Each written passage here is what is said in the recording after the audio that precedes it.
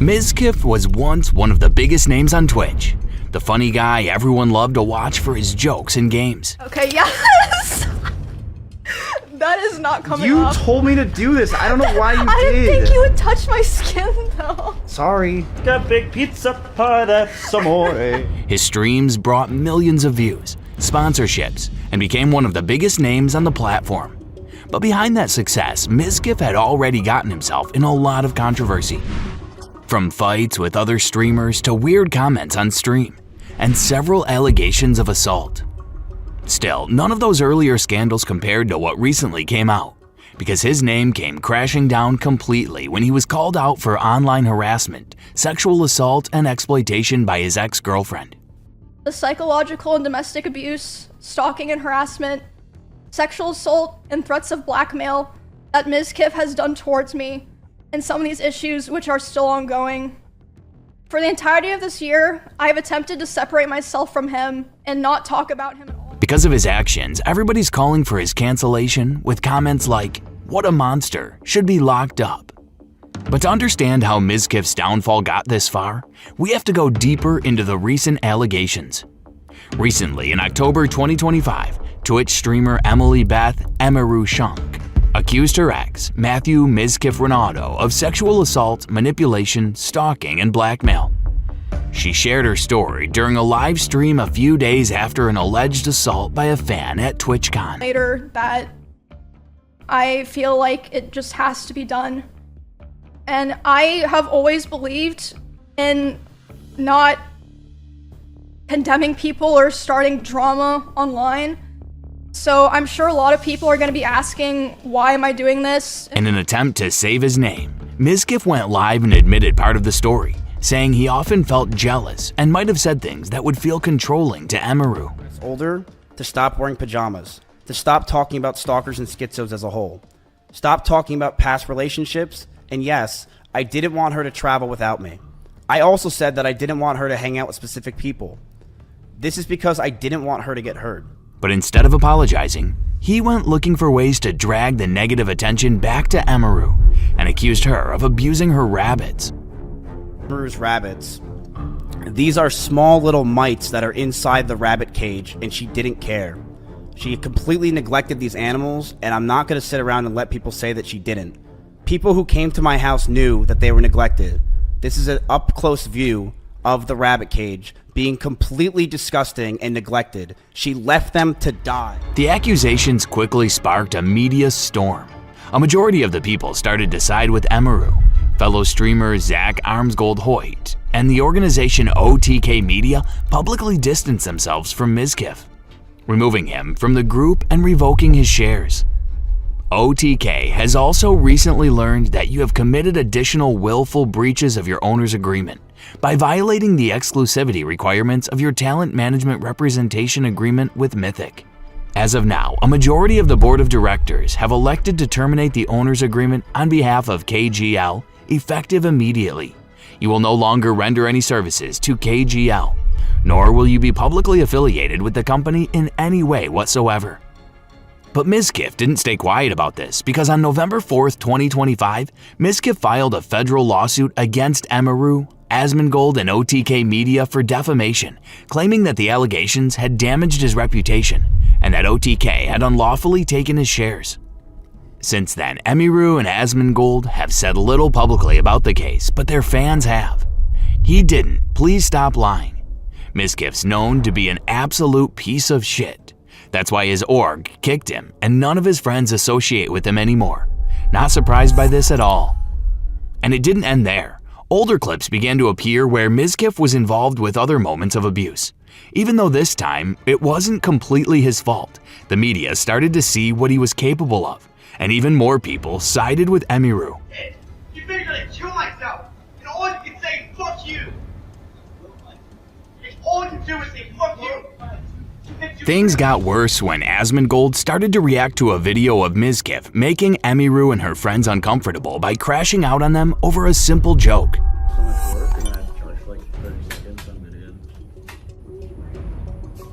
The comments from this video really gave clarity on how bad things were. Narcissists will make fun of people all day long, but they cannot handle even one joke at their own expense. Ego's super fragile. What's fucked up is Emiru is showing all the signs of being in an abusive relationship, down to the facial expressions, yet her friends sit and laugh, not recognizing and or caring she's mentally falling apart. Looking back, many people recognize the abusive signs in Mizkif's behavior in earlier videos, feeling sorry for Emiru. Emiru only spoke about her experiences after another assault on TwitchCon, when someone came up to her and harassed her.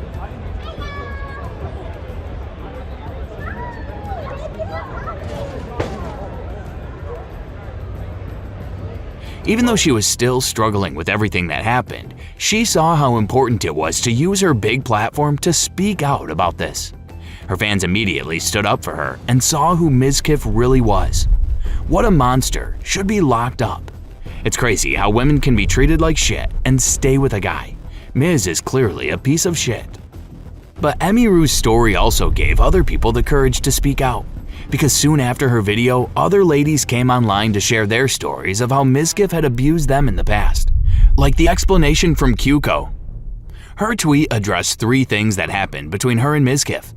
In the post, she claims that during her first encounter with Mizkif, she was extremely intoxicated and unable to fully consent, yet Mizkif allegedly compelled her into sex and later pressured her to say it was consensual to protect himself. She also added that they later had a consensual fling, but after it ended, Mizkif reportedly spread harmful rumors about her, calling her manipulative, unstable, and even fabricating stories that caused long-term emotional distress and social isolation.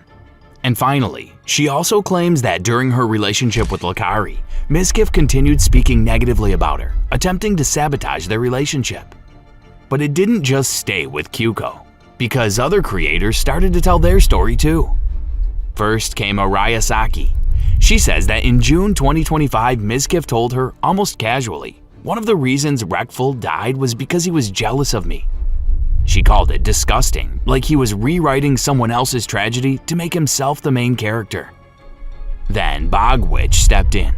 Back when she lived in Austin, she says she and her husband literally had to peel Crazy Slick off people at parties, and that Mizkif later tried to cover for him when it all blew up. But it got even worse because Trisha is a Birdie also opened up. She says Mizkif crossed physical boundaries with her at TwitchCon 2025 and pressured her. On X, she wrote about the TwitchCon afterparty where Mizkif came up to her to say hi, but just grabbed the top half of my face. She had always been too scared to say anything and was really proud of Emiru for telling her story. Because of all these accusations around Mizkif, people didn't side with him on his lawsuit. It only did more damage to his name. But just when most people thought it couldn't get any worse, he made another dumb statement. Because during one of his live streams, Mizkif made a comment about Charlie Kirk. He said it was a joke, but the people weren't laughing. Within hours, was definitely a death, for sure. It definitely happened. I saw the video. Am I getting banned for that take? But yeah, I'm glad he's dead. He said it was a joke, but the people weren't laughing. Within hours, clips of the stream started to go viral with people saying things like, LOL, and he was crying the other day why nobody likes him. Now I can see why. People actually sit and watch this type of content? Where is this funny? The backlash was so strong that Twitch also stepped in. Midway through a sponsored stream, Mizkif's account was suddenly suspended. Reports later confirmed that the ban was due to violating Twitch's policy against making jokes about death or violence. Mizkif gets banned mid-sponsor stream after controversial joke. Twitch staff accidentally reveals ban reason on stream that wouldn't die. This incident became yet another stain on Mizkif's fragile reputation, showing how quickly one comment could destroy whatever sympathy he had left. For many viewers, it wasn't just about the joke. It was a sign that Mizkif still hadn't learned from his past controversies. But these are just the latest controversies around his name. During his rise, he had found himself in way bigger trouble. Matthew Mizkif Ronaldo was born on February 16, 1995, in Montclair, New Jersey. Growing up, he always liked gaming and making content, long before streaming was an everyday job. He has spoken about fighting ADHD and later a heart condition, which forced him to take his health seriously, even while building his online presence. Later, he started working as a cameraman for another streamer, Ice Poseidon. in 2018, a behind-the-scenes role that gave him a feel for what works in the streaming world. This period of small community, just grinding, ended when he started leaning into his personality, with more just chatting time. One of his highlights was in March 2020 when he earned over $5,600 doing a sleep stream, literally streaming while asleep. His platform started to grow fast, and during the US presidential election period, Mizkif ranked among the top watched streamers on Twitch. But then came his biggest move, which has now become a big part of his downfall.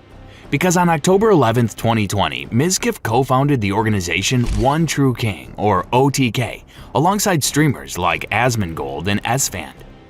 This move was huge because he became part of a brand-driven enterprise, with multiple creators, events, collaborations, and a business structure. But just as Mizkif's career was reaching its peak, the cracks behind the scenes began to show. And it didn't take long before one of the biggest scandals would nearly destroy everything he had built. Back in April 2019 at the PAX East Gaming Convention, Mizkif and fellow streamer Sfand were doing an IRL livestream when they approached a cosplayer and streamer known as Meowri. What started as a casual moment quickly turned into a more spicy conversation. Daddy? Jenna? Say it. Daddy Jenna? You've definitely watched. Has definitely watched. More than 4 episodes of anime? Boy, why gotta be difficult? What? Why gotta be difficult? Because you like it, obviously. That's what I'm talking about. It was meant as humor, but many found it inappropriate and disrespectful, especially given that it happened live in a public place. Within days, Twitch reviewed the footage and banned both Mizkif and Sfand for 7 days due to inappropriate comments made during a live broadcast. Mizkif later tweeted an apology, admitting he was in the wrong, saying, "I was completely out of line, and for the love of God, please do not take it out on anyone. It was my fault." Though it was short, this early suspension foreshadowed what would later become a recurring pattern in Mizkif's career. Because even after the 2019 PAX East incident, Mizkif continued to walk a fine line with Twitch's rules. Old DMs between Mizkif and streamer Ice Poseidon from years earlier resurfaced, showing him using racial and homophobic slurs, even including the N-word. While he didn't get a ban for this, his following still dropped a lot, and he later made sure to still get a ban and a DMCA strike for streaming clips of banned streamer Groscore and streaming MILF Manor. Mizkif slapped with Twitch ban, DMCA strike after streaming bizarre reality show. But this was nothing compared to the scandal he got himself into in September 2022. This all started when Twitch streamer Adriana Lee went live to talk about an incident that had happened a year earlier, an alleged sexual assault by another streamer named Crazy Slick, who happened to be one of Mizkif's closest friends. Adriana described being touched without consent at a party in 2021 while she was passed out. Her story had been known quietly among some streamers, but few dared to speak publicly until she did herself. January 2020, I was at a party, fell asleep, got touched by Crazy Slick. He was, quote, checking my pulse by touching my neck and chest area and trying to feel my heartbeat. And if anyone knows anatomy of a woman, your heart is on your boob. So then there's multiple people in the room, but 2 of them were my good friends, and they said, please get away from her. You don't need to do that. He left the room, came back multiple times, had to be told not to touch me multiple times.